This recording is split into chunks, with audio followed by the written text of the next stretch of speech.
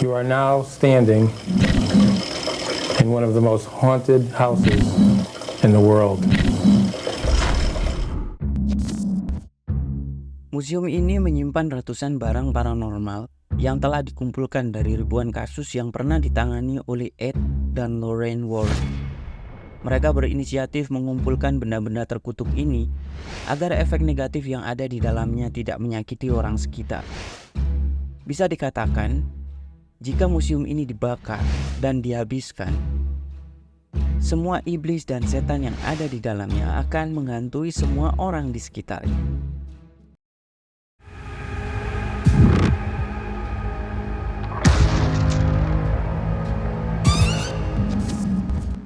Ed dan Lorraine Warren adalah sepasang suami istri yang dianggap sebagai ahli dalam bidang demonologi dan semua hal yang berbau mistis. The Warrens Occult Museum menjadi mesin waktu yang mampu membawa pengunjung untuk melihat perjalanan mereka berdua membantu orang-orang yang diganggu setan ataupun iblis. Dalam kurun waktu lebih dari 50 tahun, banyak gereja yang meminta bantuan Ed dan Lorraine untuk mengatasi fenomena gaib di Amerika. Keluarga Warren mendedikasikan hidup mereka untuk menyelidiki fenomena gaib guna membantu mereka yang terdampak. Sambil lalu, mereka ingin menunjukkan kepada khalayak umum bahwa makhluk gaib dan kehidupan setelah kematian adalah benar adanya. Motivasi ini didasari dengan banyaknya orang yang mencemooh Ed dan Lorraine atas apa yang mereka lakukan. Mereka yang tidak percaya hal-hal gaib menganggap Ed dan Lorraine hanyalah pasangan halu yang haus akan perhatian. Namun, Ed dan Lorraine tidak pernah berhenti melakukan penelitian dan aktivitas paranormal sampai akhir hayatnya.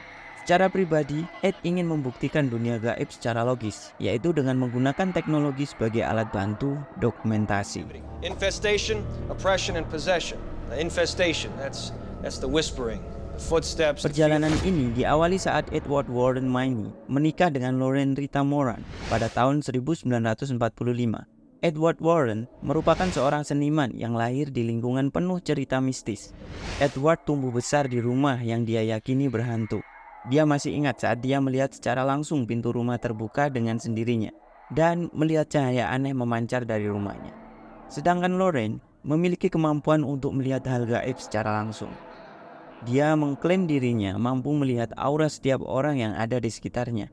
Pengalaman tersebut membuat mereka berdua menjadi pasangan sekaligus partner serasi dalam ketertarikan yang sama. I was 9 years old and I was in a private Catholic girls' school and I began to see lights around the nuns.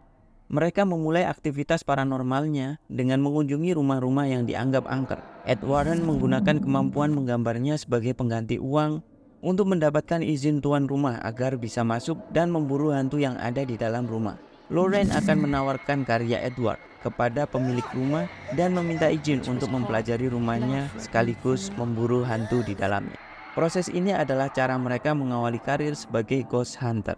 Bertahun-tahun mereka melakukan aktivitas ini tanpa mendapatkan perhatian yang berarti dari masyarakat. Namun pada tahun 1974, lebih dari 20 tahun dedikasi mereka dalam aktivitas paranormal, terdapat satu kasus yang menarik perhatian banyak media, yaitu kasus yang menimpa Jerry dan Laura Godin, penghuni sebuah rumah yang ada di 969 Linley Street, Bridgeport, Connecticut. Cerita ini bermula pada tahun 1960. Keluarga Godin menempati rumah di sana. Banyak sekali kejadian aneh yang dialami oleh keluarga Godin. Pada awal-awal tahun mereka menempati rumah ini, mereka menganggapnya masih biasa dan tidak terlalu memikirkannya.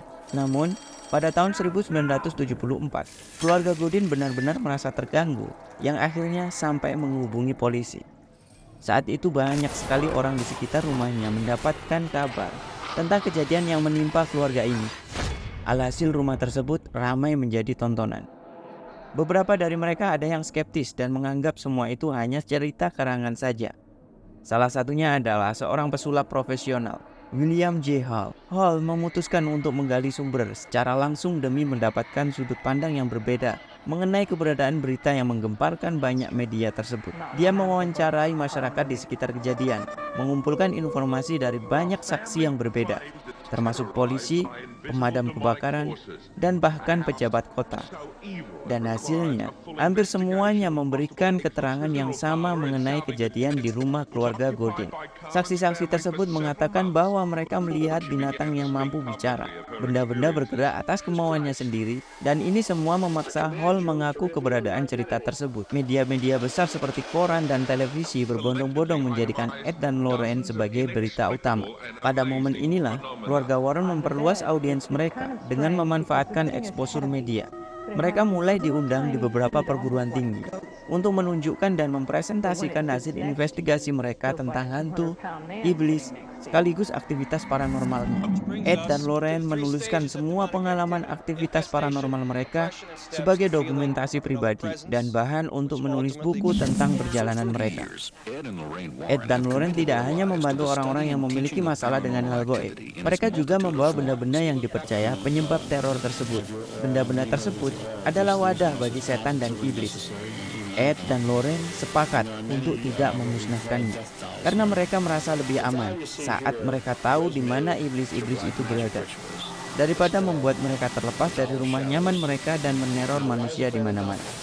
The Raggedy Ann doll. Yes, that's probably the worst thing we have in this whole museum. Pada tahun 1952, NESPR, New England Society for Psychic Research, didirikan oleh Ed dan Lorraine, sebuah komunitas yang berfokus untuk eksplorasi dan investigasi aktivitas paranormal.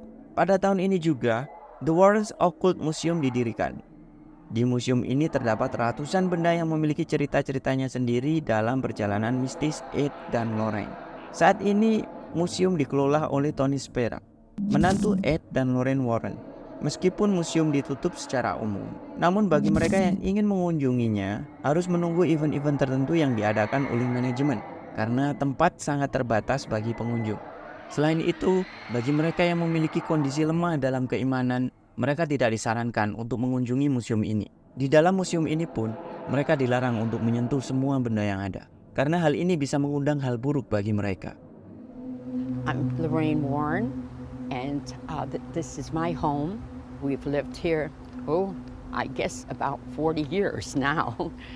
This is where everything started. Everything started about our work. Pertama kali masuk museum ini, pengunjung akan disambut pemandangan berbagai macam benda-benda koleksi Ed dan Lorraine. Setiap benda di sini memiliki catatan tangan sekaligus kaset rekaman sejarahnya. Kemudian, Ed dan Lorraine meneliti setiap benda dari lokasi kejadian di dalam ruang kerjanya ini. Serpian bagian pesawat ini terlihat tidak ada artinya. Namun benda rongsokan ini memiliki energi kutukan yang bisa mengganggu orang di sekitarnya. Ini adalah serpian puing dari rangka pesawat Lockheed L-1011 TriStar yang mengalami kecelakaan di rawa Everglades, Florida. Kecelakaan ini menewaskan 101 orang. Pendek cerita, bagian-bagian pesawat yang masih bisa digunakan diambil dan dipasang pada pesawat lainnya. Dari sinilah teror penampakan korban kecelakaan menghantui para awak pesawat. Penampakan boneka ini benar-benar menyeramkan. The Shadow Doll memiliki gigi yang menonjol, warna dominan hitam, mata, bibir, dan hidung tidak proporsional. Gigi terlihat mencuat keluar dari mulutnya, bulu burung gagak menjadi mahkota di kepalanya. Konon katanya, boneka ini terbuat dari tulang manusia, sedangkan gigi serta kukunya berasal dari tulang hewan. Paku-paku mencuat dari pundaknya. Tidak ada satupun pemandangan yang menyenangkan yang dimunculkan dari boneka ini. Hal ini karena The Shadow Doll dibuat untuk aktivitas ilmu hitam dengan tujuan menyakiti. Pembuatnya tidak perlu mengirimkan boneka ini untuk mengutuk seseorang. Dia hanya perlu mengambil foto, mencetaknya, dan kemudian menuliskan segala hal buruk yang ingin ditujukan kepada korbannya. Setelah itu, foto tersebut dikirimkan kepada korban. Kutukan itu akan menyerang sang korban sampai berujung kematian. Bisa dikatakan, kekuatan jahat boneka ini lebih menyeramkan daripada Annabelle. Ada yang mengatakan bahwa mereka yang mendapat kutukan ini tidak ingin tidur lagi karena teror mimpi buruknya. Ed Warren mendapatkan The Shadow Doll dari seorang kolektor yang diteror boneka ini. Pada hari pertama sang kolektor membawa pulang boneka ini. Saat tidur, mereka mendapatkan mimpi buruk di mana boneka itu muncul. Begitu mereka bangun, tubuh mereka penuh dengan goresan. Pada hari kedua, kejadian yang sama terulang. Namun kali ini tidak hanya goresan, tubuh mereka terluka seperti dicakar. Akhirnya, mereka memutuskan untuk memberikan kepada keluarga Warren untuk menghindari semua kutukan tersebut. and through how it was made, that it was made with evil purposes. It can be projected telepathically to you in your dream state. These images of these dolls can be so frightening that they've actually stopped people's hearts.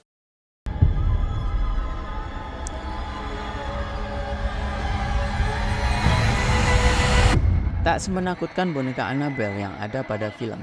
Bentuk aslinya terlihat lebih imut dan bersahabat. Namun, penampilannya menipu. Boneka ini membawa kutukan bagi pemiliknya. Berbeda dengan cerita pada film, versi non-fiksinya, Annabelle adalah boneka yang didapat dari toko barang bekas. Boneka ini dihadiahkan kepada perawat di Hartford, Connecticut. Setelah kehadiran boneka ini, serangkaian peristiwa menakutkan terjadi di tempat tinggal perawat tersebut. Annabelle beberapa kali berpindah tempat dengan sendirinya. Sesekali merubah posisinya sendiri. Teror boneka terkutuk ini mulai benar-benar terasa saat dia menulis "Help Me" pada kertas perkamen. Keanehan demi keanehan terjadi. Ini membuat perawat tersebut memiliki prasangka jika boneka ini berusaha berkomunikasi dengannya. Datangkanlah paranormal untuk meminta bantuan agar bisa menjelaskan tentang kejadian-kejadian yang telah mereka alami. Saat proses pemanggilan arwah, paranormal tersebut menyampaikan bahwa boneka ini adalah tempat roh seorang gadis tinggal. Gadis tersebut berumur sekitar 6 atau 7 tahun yang meninggal karena kecelakaan mobil.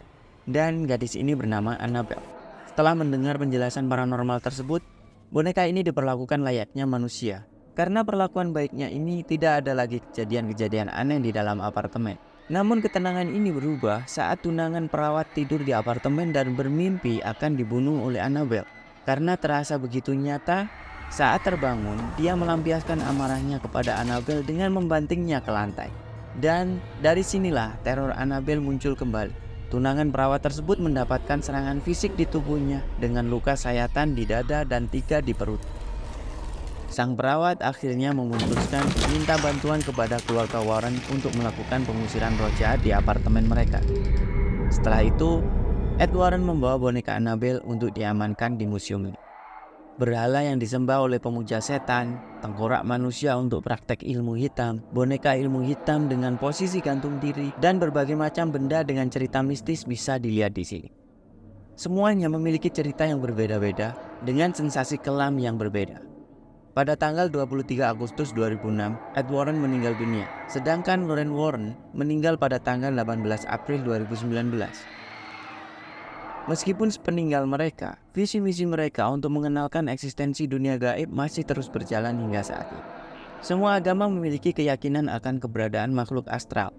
Masing-masing dari agama memiliki penjelasan yang berbeda-beda tentang keberadaan dunia gaib ini. Dan bagi mereka yang penasaran dengan dunia astral ini, ataupun tidak percaya, tidak ada salahnya menguji diri sendiri untuk mengetahuinya secara langsung di tempat-tempat seperti Warren Occult Museum ini. But as most girls do, even 28 years old, she would take the doll to bed with her, wrap her arm around and go to sleep. I do the same thing with a pillow.